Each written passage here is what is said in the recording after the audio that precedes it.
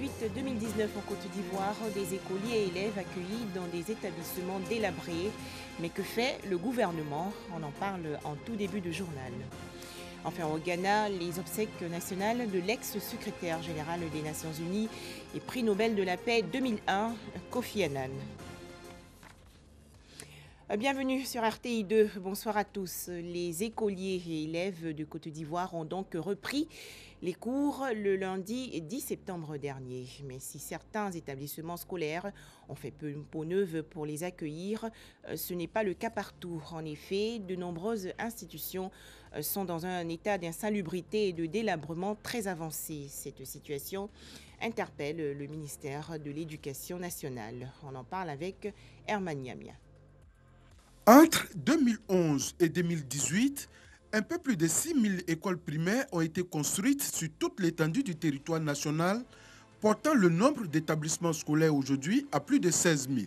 Un bond qualitatif qui permet d'augmenter le nombre d'infrastructures d'accueil pour accompagner la politique de scolarisation obligatoire initiée par le gouvernement. Quand Madame le ministre a pris les rênes du pouvoir, n'est-ce pas, en 2012, n'est-ce pas, il s'est trouvé qu'il y a un plan de construction, n'est-ce pas, des classes qui était fait pour tenir compte, n'est-ce pas, du taux de scolarisation. Et en 2015, quand on faisait le point, n'est-ce pas, des constructions, il y avait plus de 19 000 salles de classe qui avaient été construites. Malgré ces efforts, nombre d'établissements scolaires construits depuis les années 80 n'ont jamais connu de réhabilitation.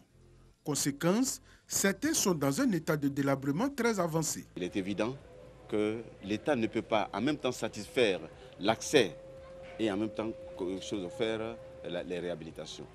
Mais compte tenu, n'est-ce pas, il y a au moins près de 9 à 10 000 écoles qui ne sont pas encore, qui sont dans un état de délabrement. Évidemment, quand vous prenez 100 ou bien 200 écoles par an, bon, ça paraît comme une goutte d'eau dans la mer. Des efforts colossaux sont faits en vue de la réhabilitation de ces établissements-là. Illustration parfaite, l'école primaire publique du plateau d'Okui. Construit en 1987, cet établissement n'a jamais connu de réhabilitation. En plus du manque de tables-bancs, l'école souffre d'un problème d'étanchéité et de dégradation très avancée des bâtiments. La DAF est en train de prendre, n'est-ce pas, les dispositions pour régler, n'est-ce pas, ce problème au niveau du plateau de Cuy. Le chef de cabinet du ministre de l'Éducation nationale, de l'enseignement technique et de la formation professionnelle révèle que très souvent, le ministère n'est pas informé promptement. Même quelquefois, en saison de pluie, il y a, n'est-ce pas, des écoles qui sont décoiffées. Mais on nous signale cela que quelquefois à l'approche, n'est-ce pas, des examens. Pour qu'une école en dégradation soit prise en compte dans les programmes de réhabilitation, il faut d'abord que le chef d'établissement informe l'inspecteur de l'enseignement primaire de la localité qui, à son tour, transmet le dossier au directeur régional de l'éducation nationale pour qu'il l'introduise au ministère. Une procédure assez longue, d'où le rôle des COGES, les comités de gestion des établissements scolaires. Nous ne demandons pas, n'est-ce pas, au COGES, n'est-ce pas, de faire, de réhabiliter totalement un établissement. Il y a des petites réparations qui peuvent se faire, à savoir s'il y a une porte qui a sauté par là, s'il y a les clés, n'est-ce pas, qui ne sont pas bien, le comité de gestion, en accord, n'est-ce pas, avec les parents d'élèves, n'est-ce pas, s'organise, n'est-ce pas, pour faire toutes ces petites réparations-là. En tout état de cause, selon Abdoulaye Kouyaté, le ministère de l'Éducation nationale, en plus de la construction de nouvelles infrastructures d'accueil, a mis en place un programme de réhabilitation progressive des établissements scolaires en délabrement afin de permettre aux élèves d'apprendre dans de bonnes conditions. Pas de rentrée scolaire à Djuruto, ville située dans la région ouest du pays. La raison, la rivière Anna est sortie de son lit et son niveau s'est fortement élevé. Les inondations ont même fait un mort, une femme enceinte. Les explications de Sam Conan de RTI San Pedro. Scène de désolation dans la sous-préfecture de Djuruto. Des maisons inondées, des rues impraticables, des plantations sous les eaux. La rivière Anna est sortie de son lit depuis samedi, obligeant les populations à quitter leurs maisons. Guy Niquez, le président des jeunes de Djuruto, joint au téléphone, raconte. Ça a commencé depuis le mercredi jusqu'au samedi. L'eau a commencé à sortir de son lit. L'eau a commencé à prendre un quartier à 100 mètres, 150 mètres de l'eau. On a tout de suite essayé d'évacuer les familles qui étaient concernées. Et puis bon, ça a continué jusqu'à lundi, jusqu'à ce que certaines maisons commencent à s'écrouler. Est-ce qu'il y a des victimes? Quel bilan on peut faire en ce moment? Bon, en fait, le bilan qu'on peut faire, c'est surtout le bilan matériel. Mais aussi, bon, il y a eu une victime, mais ce n'est pas de façon directe. En fait, avec la montée des eaux, il y avait une femme enceinte. Les gens ils étaient dans le campement, ils ont eu du mal à évacuer la femme à l'hôpital pour son accouchement. Donc, elle est venue un peu trop en retard. Voilà, donc, sinon, il n'y a pas eu de victime directe. Voilà, mais en ce moment, où se trouvent les populations de Guiritou? Guiritou est assez grande, donc on a pu reloger les gens dans les zones un peu qui ne sont pas des zones à risque, quoi, que l'eau ne peut pas atteindre. Mais bon, il faut dire qu'aujourd'hui, l'eau a commencé à se retirer, mais bon, les pluies continuent. Les bâtiments scolaires ne sont pas dans les zones à risque, mais les enfants, en tout cas la plupart des enfants n'ont pas pu aller à l'école. Parce que bon, ça a choqué, bouleversé un peu tout le monde, puisque la grande voie même au niveau du marché de Guiritou était coupée. Le jour même du marché où tout le monde sort, c'est vendredi, mais ce vendredi, je ne pense pas qu'il y ait marché parce que tous ceux qui habitent les campements environnants d'où sortent les provisions, en tout cas, ils ne pourront pas sortir parce qu'il y a l'eau partout dans la ville. Les populations désespérées attendent que l'eau se retire de la sous-préfecture pour regagner leur maison. Un tout autre sujet à présent, la commune de Cocody s'engage pour lutter contre le dérèglement climatique. Et pour appuyer son combat, elle a convié la chanteuse burundaise Kadjanine. Cette action s'inscrit dans le cadre du projet écologique Cocody, Cité verte, puits de carbone. Les explications de Ami Koulibaly. La lutte contre le réchauffement climatique continue pour sauver la planète.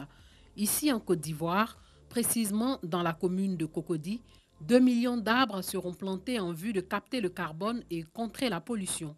Ce sont au total 7 millions d'arbres qui seront plantés à terme sur plus de 12 000 km² dans le cadre du projet écologique Cocody Cité verte, puits de carbone initié par la municipalité. Avec elle dans ce combat contre le réchauffement climatique, Kadjanine, artiste chanteuse, qui a reçu le diplôme de citoyen d'honneur de la ville. Je vis dans un village, dans un petit village au cœur de l'Afrique, la moitié de l'année, dans le Sahel.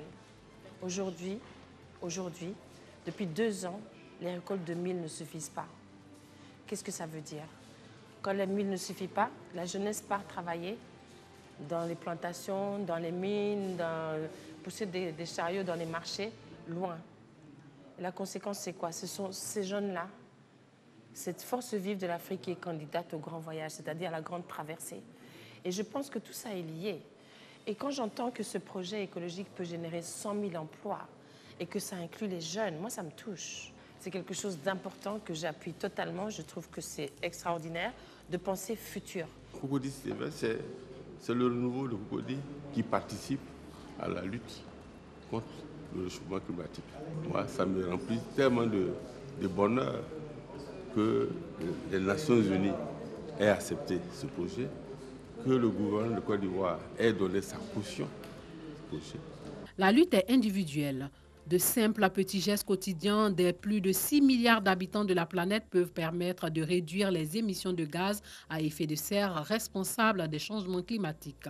En consommant de l'énergie et par nos actes du quotidien, nous provoquons directement ou indirectement des émissions de gaz à effet de serre. Des gaz à effet de serre qui proviennent de la fumée émise aussi par les usines nuisent fortement à l'environnement et mènent le monde vers sa perte si rien n'est fait. Quand on n'a plus d'air pour respirer, il n'y a plus rien, il n'y a plus de vie. On se trompe. Quand on ne peut pas respirer, que l'air est impur, on est mort. On est tous morts.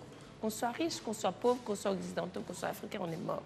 Alors moi, des projets pilotes comme ça en Afrique, qui partent de l'Afrique pour essayer de... Parce que finalement,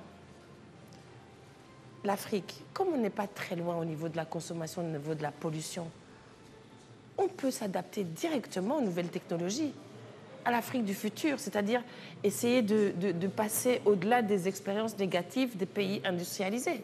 La COP24 de décembre prochain à Katowice, en Pologne, va réunir au moins 30 chefs d'État. Plusieurs lois seront adoptées lors de la 24e conférence des parties à la Convention cadre des Nations Unies sur les changements climatiques en vue de la mise en place et de la réalisation pratique de l'accord climatique de Paris. Une des grandes ambitions de la COP24 sera de lancer un fonds d'adaptation au changement climatique pour les pays en voie de développement.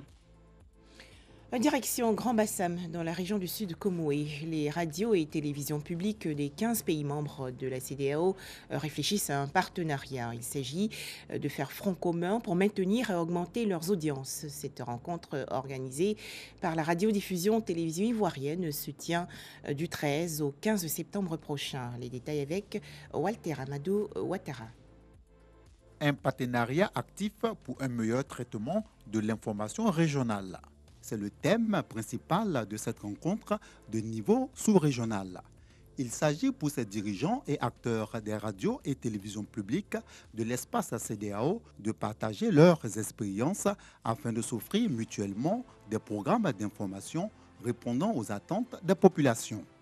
Une initiative de la radiodiffusion télévision ivoirienne RTI qui s'inscrit également dans la préparation de la concurrence et de l'influence des chaînes internationales.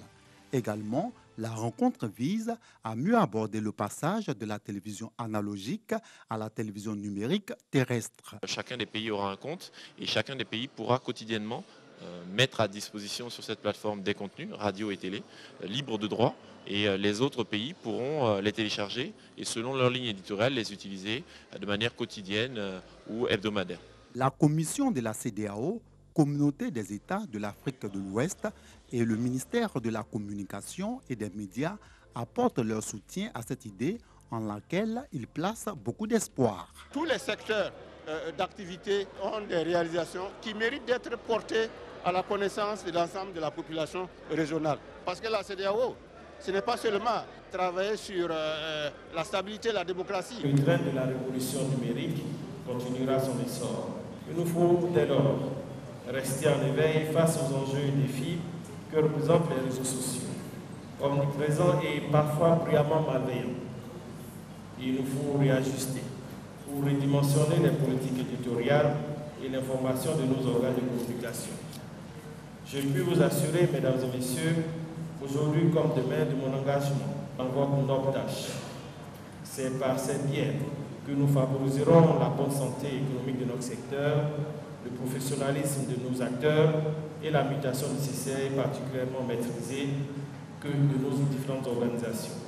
L'intervention du président du comité scientifique, Denis Mexan, une communication introductive de Ibrahim Sissavané, président de la Haute Autorité de la Communication Audiovisuelle, ACA, et un panel sur le traitement de l'information nationale animé par des représentants de la Côte d'Ivoire, du Ghana et du Bénin ont été les temps forts de cette première journée marquée par une cérémonie d'ouverture. Kofi Annan, inhumé aujourd'hui à Accra au Ghana, des personnalités du monde entier, dont le président de la République, Alassane Ouattara, et la première dame Dominique Ouattara, ont rendu hommage à l'ex-secrétaire général des Nations Unies et prix Nobel de la paix 2001. Des dirigeants du monde entier, notamment le président Ouattara et son épouse, des chefs traditionnels participent ce jeudi aux funérailles nationales de l'ancien secrétaire général de l'ONU, Kofi Annan, dans son pays natal, le Ghana.